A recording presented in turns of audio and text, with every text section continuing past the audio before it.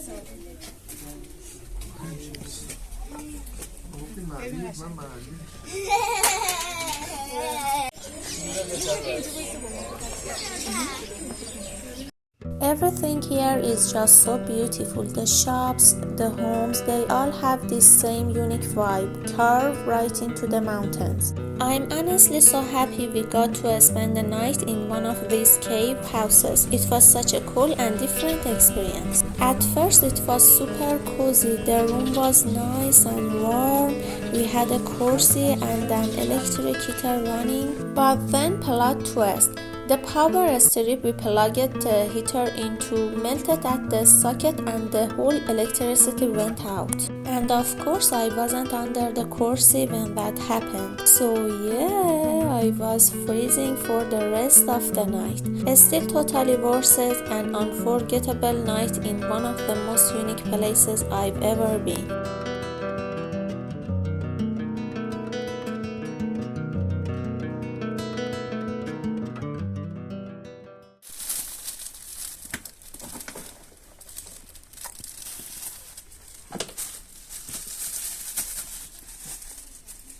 اینجا سنجد مگه زیاد داره؟ زنجد درخت سنجد این الان دیگه اهمیز زیاده.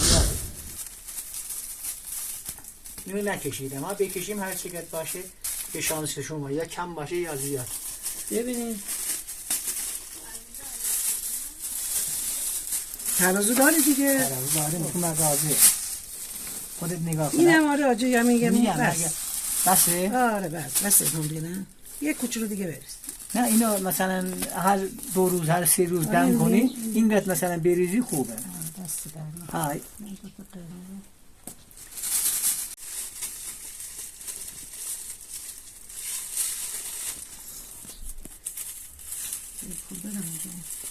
یا.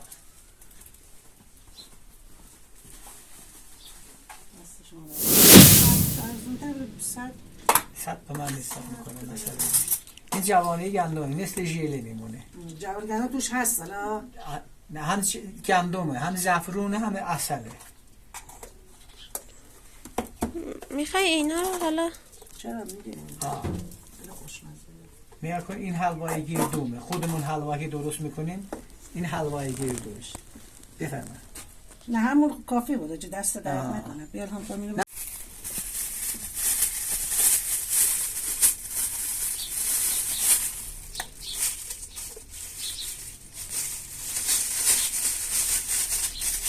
این معویز اینا رو چند میده کیلویی؟ چی معویز؟ معویز الان خودش 700 تومن. خود معویز 700 کشمش چی؟ کشمش 250 تومن. معویز خیلی گرونه. آره معویز خوب گرونه. بیا اونجا بیا.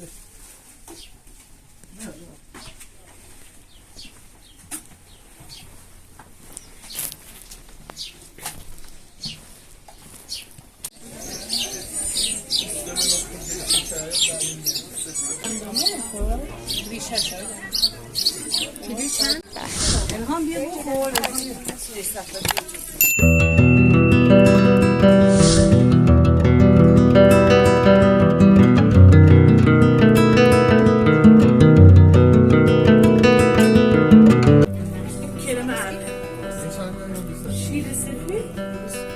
We are still out here shopping and seriously everything looks so good. They've got all these local treats and sweets. There's two right here. One is a date stuffed with walnut and another is a fig stuffed with walnut. And they both look so delicious. Can't wait to try them.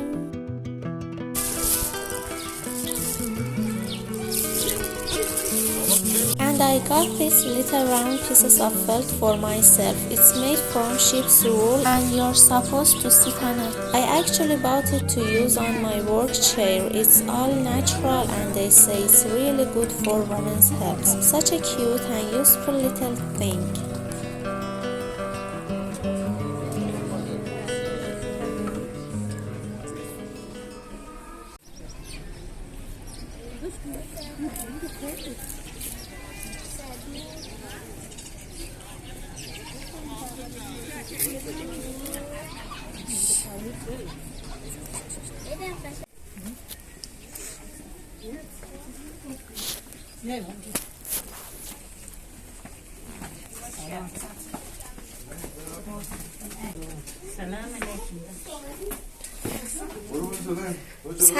سلام علیکم.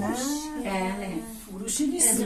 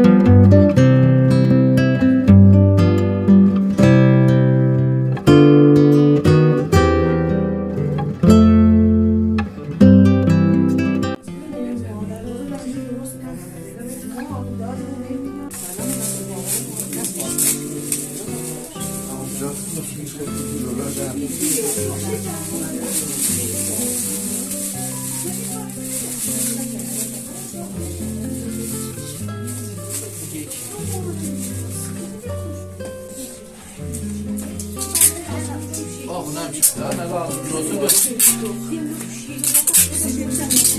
Yok bu soğuk.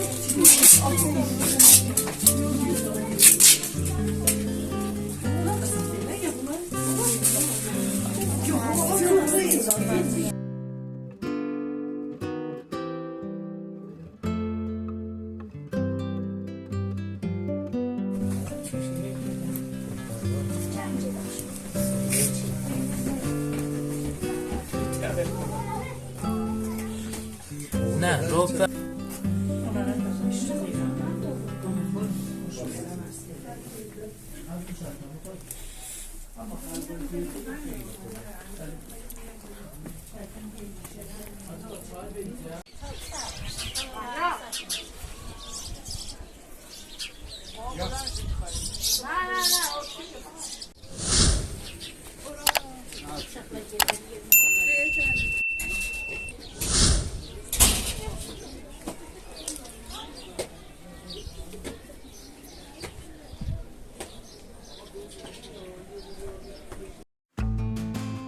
And that's it. We are back in the car and heading toward Tehran. I really hope you guys enjoyed this vlog as much as I did making it.